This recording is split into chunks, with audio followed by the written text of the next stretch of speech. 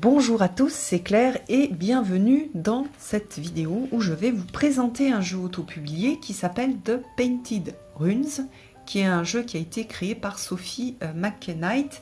Alors vous avez déjà vu le Painted Tarot qui a eu beaucoup de succès, j'ai vu qu'il a énormément plu et là donc elle a fait un jeu de runes.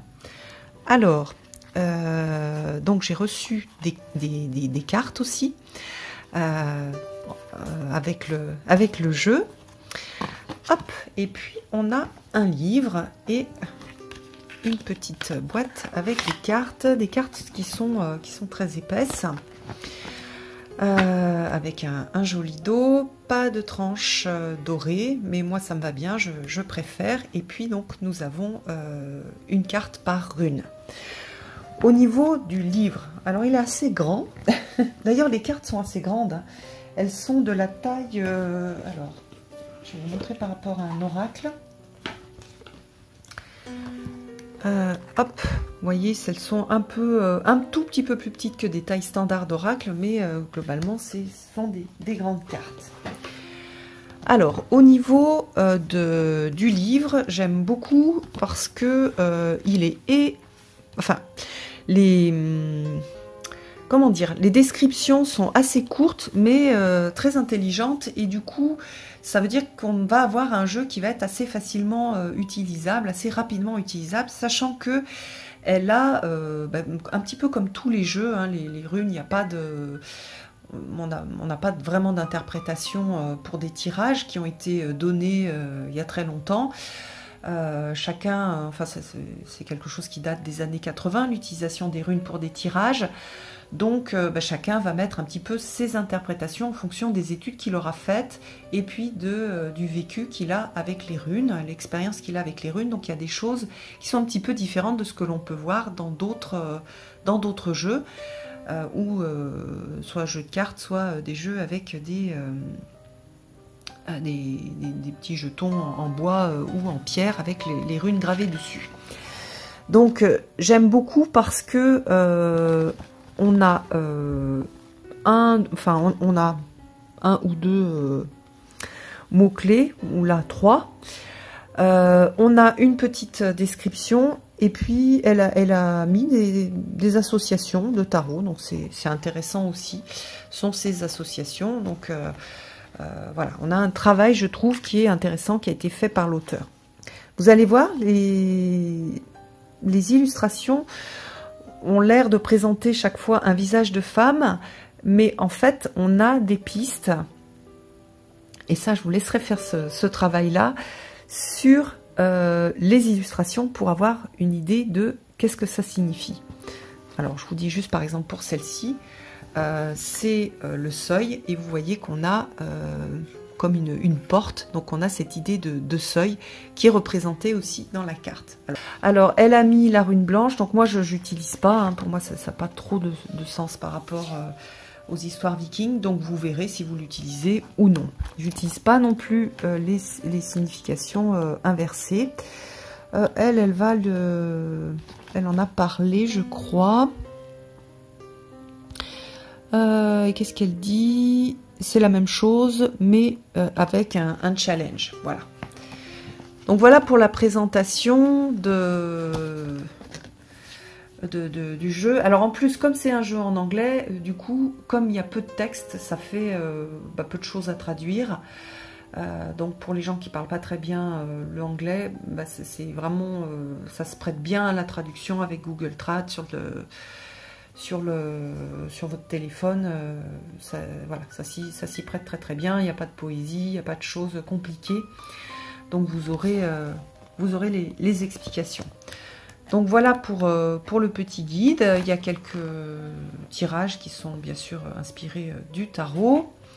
Alors, Dagaz, donc vous voyez, à chaque fois on a un personnage avec un style, je trouve, très beau, hein. On a vraiment des belles créations au niveau de la peinture, qui sont super intéressantes.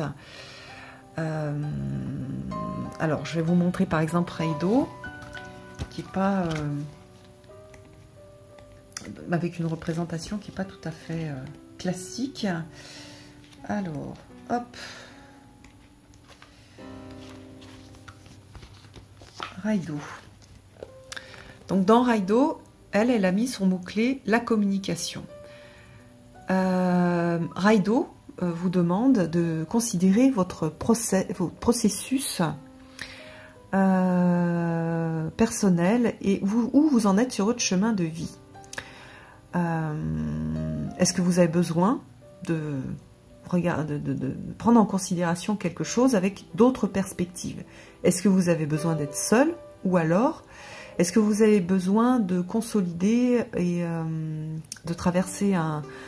Attendez, est-ce que vous avez besoin d'être seul, ou est-ce que vous avez un peu besoin d'aller consolider, en tout cas de traiter des conflits? Faites confiance à votre propre processus. Et sachez que vous allez, vous êtes en train d'avancer, mais vous avez besoin d'absorber des connaissances plus élevées, quel que soit ce que ça vous signifie. Alors, vous avez besoin de traiter des problèmes pour rester bien focalisé sur votre quête. Les actions parlent plus fort que les mots. Donc vous voyez qu'on retrouve en fait les significations qu'on a traditionnellement pour Raido, mais elles sont, ces significations, elles sont traitées d'une autre façon, et je trouve que c'est passionnant, c'est super intéressant. Et notamment pour des gens qui ont déjà travaillé sur les runes, c'est vraiment un jeu qui permet d'aller plus loin. Donc vous voyez qu'ici, comme on a ce traitement du style communication et voir les choses avec une autre perspective, on a cette idée de deux personnes, et puis on a aussi l'idée de regarder à l'endroit, regarder à l'envers, donc même chose, c'est super intéressant. Alors, notice, Sowelo, regardez comme elle est belle cette carte du soleil, elle est magnifique, j'adore cette carte, je l'adore.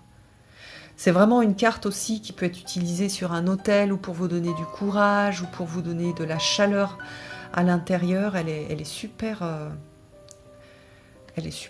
comment dire, inspirante. Téoise, la gouze. Elle est très belle. Donc là, elle est liée à l'eau. La gouze, c'est le poireau aussi. Hein. C'est aussi tous les oignons, etc. C'est une gouze, agalaz, éoise, la isa. Donc, même au niveau des couleurs, en fait, on ressent l'énergie de la carte. Donc, c'est un jeu qui est très visuel, en fait. Dans les runes, on a peu de travail, généralement, au niveau visuel, surtout si vous avez gravé vos runes sur des morceaux de bois. On va voir quand même la forme de la rune, mais on n'a pas de travail avec les couleurs, on n'a pas de travail avec les représentations. Ici, on va voir une proposition de travail avec les représentations et avec les couleurs. Et on va avoir quelque chose qui va nous toucher aussi, sans que ce soit vraiment conscient, notamment par exemple avec les couleurs. Hein. Si vous avez la carte, par exemple celle-ci, par rapport à la carte Isa, on n'a pas du tout le même ressenti. Et voilà, dans cette carte-là, on a presque froid, on sent une sorte d'immobilité. Donc je trouve que c'est intéressant. Unjo, jolie cette carte aussi. Donc ça, c'est la carte de la rune vide, donc que moi j'utilise pas, mais bon, comme c'est un jeu de cartes, je pourrais éventuellement l'utiliser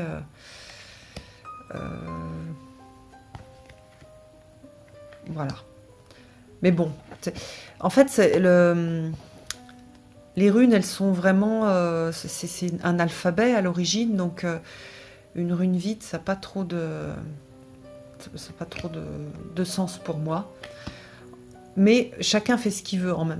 Voilà, c'est comme on n'a pas Les bases historiques, c'est la signification des lettres, et encore des lettres pas forcément de l'ancien Futhark, parce qu'on n'a pas énormément d'informations dessus. Donc voilà, c'est pas... chacun fait ce qu'il veut, et l'important c'est d'avoir un jeu qui marche aujourd'hui et qui a une signification aujourd'hui.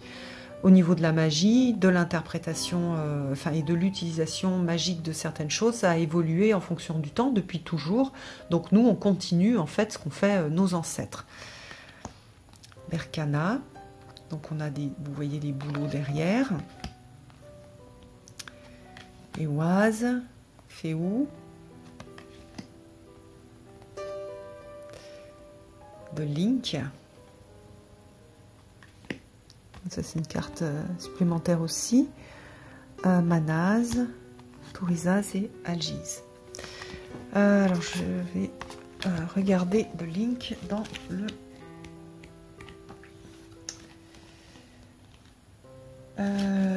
alors, voilà, elle est là, la carte de Link. Alors qu'est-ce qu'elle nous dit ? Alors c'est pour honorer les femmes qui utilisaient les runes. Alors je sais pas si... les femmes faisaient de la magie, bien sûr. Alors est-ce qu'elles utilisaient pour faire de la divination les runes? Probablement non. Mais ça peut être une idée d'honorer en fait la magie féminine. Donc je trouve que c'est intéressant aussi. Voilà, pour se lier avec les ancêtres qui ont utilisé des outils spirituels pour aider les autres et avoir des informations pour eux-mêmes. Ok. Donc ça peut être aussi le significateur, si jamais vous avez envie de faire des tirages style le normand, c'est possible aussi. Hein. On peut faire ce qu'on a envie avec les cartes. L'important, je le redis, c'est de tester et de voir que ça fonctionne. Donc voilà pour la présentation de ce très très joli jeu. Je vous mettrai le lien dessous pour le trouver, comme d'habitude pour les jeux auto-publiés. Et puis, je vous embrasse tous. À bientôt!